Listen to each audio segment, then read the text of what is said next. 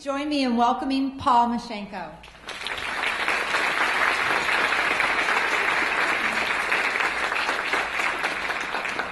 This is probably the single most important thing we've done in this organization in the past 20 years.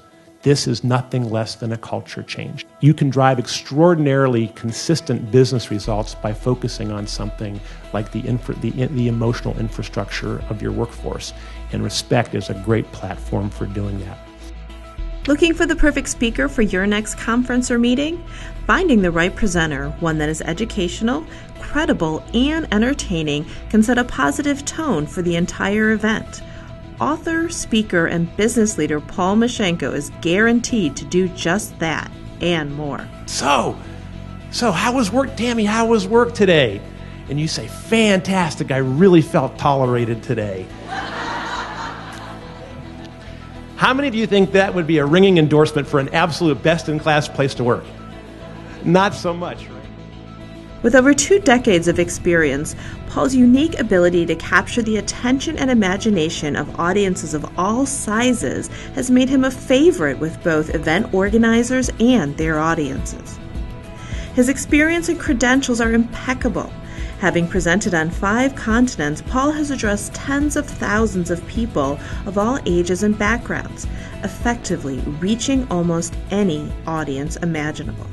See, 5 years from now, you look around at the people you work with, they aren't going to remember what you said or what you did. The brain is very bad at those details, but here's what we're really good at. They're going to remember how they felt when they were around you. Something we call legacy. So the question is, what do you want your legacy to be with the people you work with? Whether it's with business leaders, government officials, or nonprofit executives, Paul gets results. His humorous stories and down-to-earth style engage the toughest of crowds. His cutting-edge content on human behavior and neuroscience informs and creates a roadmap for change. But most importantly, he inspires his listeners to challenge themselves, to push aside the status quo behaviors of yesterday and reinvent themselves and their organizations for a more respectful and prosperous tomorrow. When we treat people with respect, what we end up doing is triggering very solid biological processes. What happens is the brain releases 2 very important chemical compounds or neurotransmitters, serotonin and oxytocin. And it's kind of like, those are like the pleasure hormones for the brain. And whenever someone treats me in a manner that I feel is, quote, respectful, my brain is like, it's like it's just got a little shot of morphine or OxyContin or something, some feel-good drug, and I immediately associate that with a person. Who'd that come from? Oh, that came from you or you. And guess what my brain does? Now I have a cluster of neurons that associate you with that feel-good, and I want more of it. I want more of it right away. So what I start doing is I start reciprocating that behavior back. Anything that I think I can do to nurture that relationship, I start to do. I pay attention. If I have information that I come across that I think will be helpful, I'll share it with you, right? Even when you don't ask for it. Why? Because you have positively primed me for that kind of interaction. So attract, engage, and keep the very best talent. Respectful work cultures are absolutely tied to our ability to engage our employees, period. Because one of the ways that we define engagement, we know that people who feel valued by their workplaces tend to be much more willing to invest emotionally in their business. When we treat people with respect, we make them feel valued. Better communication and learning within the organization. In respectful workplaces, information flies back and forth like rocket speed. It just zooms back and forth. There's absolutely no hesitation for people to share anything and everything they know with anybody else in the organization with whom they think it might be helpful. Improved client satisfaction. How many of you have ever had a phone, you've called one of the utility companies or somebody else and you got on the phone with somebody that you knew was not having a good day?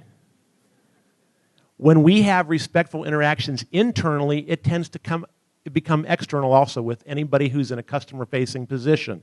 Higher productivity and ultimately higher resilience. We make it through tough times together better when we have climates of respect.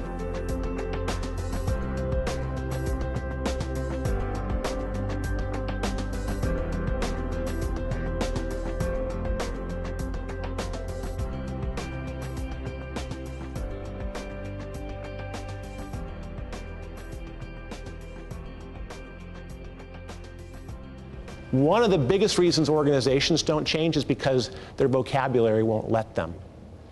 What do you think most people are walking around saying in their own? By the way, how many of you talk to yourselves? Yeah. There's always a group of people in the back who are kind of like, I don't talk to myself, but look at all these other crazy people around me. If you did nothing, if you were a fly on the wall and listened to the language in an organization, listened to the vocabulary being used, you would be able to tell within about an hour or two which organizations were adaptable and which weren't. Because it's that vocabulary. You see, the human brain doesn't really think in language. The human brain is powered by pictures and emotions. But it's language that triggers those pictures and emotions. If someone's saying, if we're trying to roll out a change in getting people to use a different email portal, and you hear in the predominant vocabulary or languages, oh, here we go again, this sucks, this isn't going to work. What pictures and emotions does that trigger?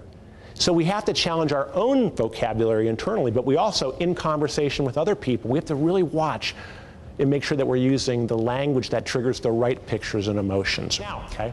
Here's the good news about adaptability. One of my good friends, Dr. Ellen Weber from the MEDA International Brain Research Center in Rochester, she said, great quote, "The brain changes as a function of where an individual focuses his or her attention. Every time I vent, I grow and link new brain cells for that purpose, and over time I get better at it."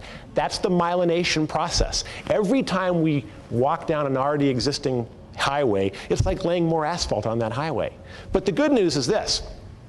You can focus your attention on positive behavior and grow those connections as well. The brain can be wired for positive or toxic behavior.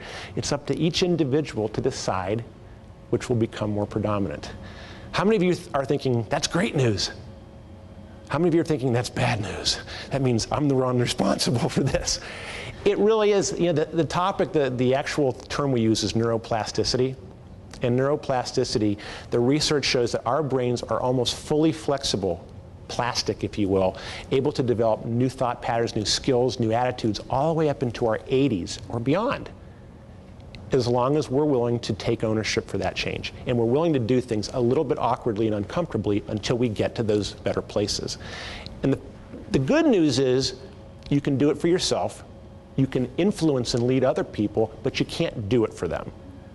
This is kind of a do-it-yourself tool because you can't force people to change. Otherwise, they just become resistant and resentful.